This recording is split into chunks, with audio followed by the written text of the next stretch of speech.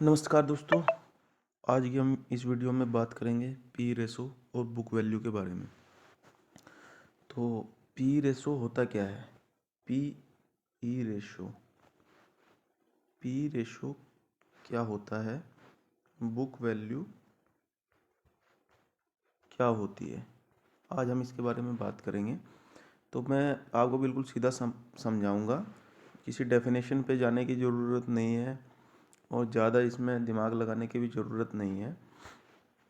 मान लीजिए किसी कंपनी का पी रेशो 25 का है, तो वह कंपनी 1 रुपया कमाने के लिए 25 रुपये का इन्वेस्ट करती है।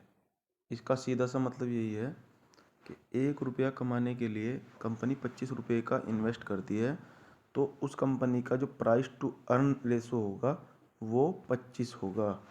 इसमें ज़्यादा कुछ दिमाग लगाने की ज़रूरत नहीं है। पी रेशो का मतलब यही है कि कंपनी 1 रुपया कमाने के लिए कितने रुपए खर्च कर रही है। मान लीजिए किसी कंपनी का पी जो है वो 100 है, तो वह कंपनी 1 रुपया कमाने के लिए 100 रुपये इन्वेस्ट कर रही है, या उस कंपनी में 1 रुपया कमाने के लिए हम 100 रुपये इन्वेस्ट कर रहे हैं। अब बात करते हैं बुक वैल्यू की। मान लीजिए किसी कंपनी की जो बुक वैल्यू है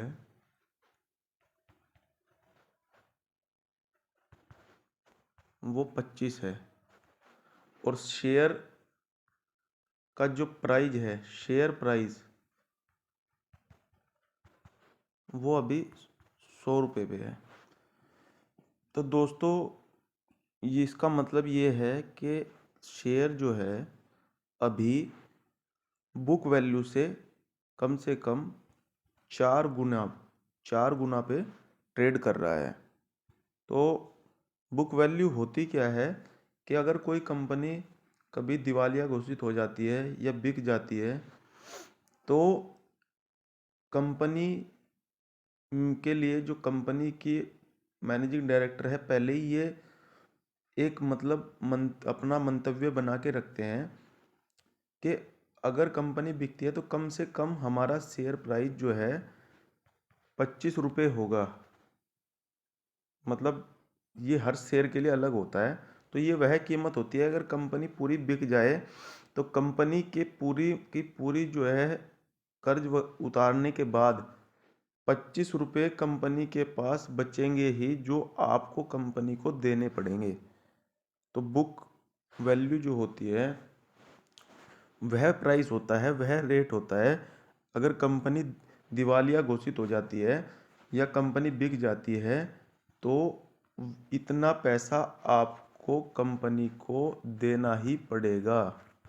मान लीजिए किसी कंपनी की मान लीजिए किसी कंपनी की बुक वैल्यू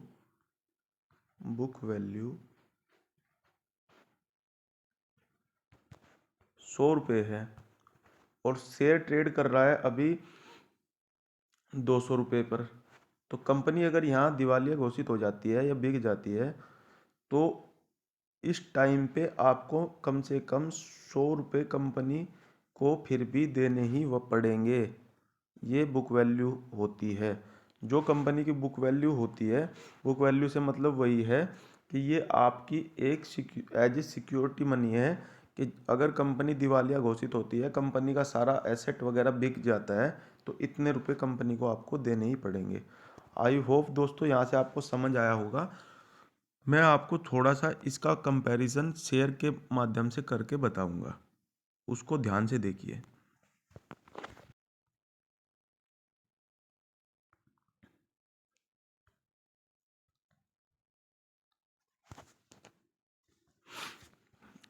ये जो शेयर है दोस्तों, इसका नाम है मोल्टेक टेक्नोलॉजी।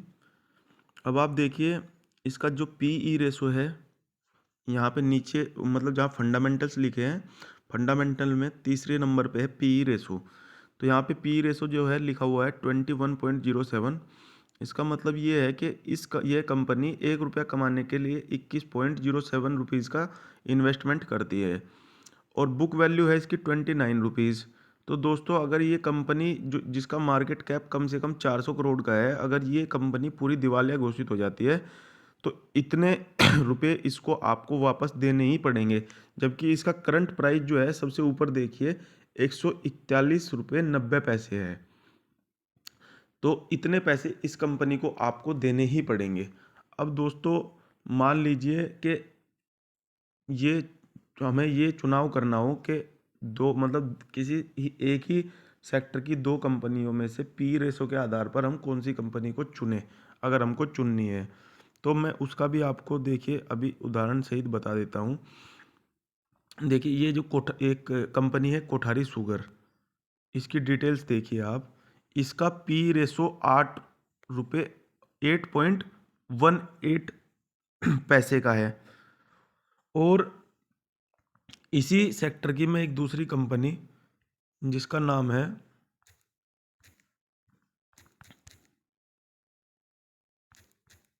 धामपुर धामपुर शुगर, अब उसकी डिटेल आपको दिखा देता हूँ। तो इसका पी रेशो देखिए दोस्तों 12 का है और बुक वैल्यू अगर इसकी आप देखोगे 140 की है।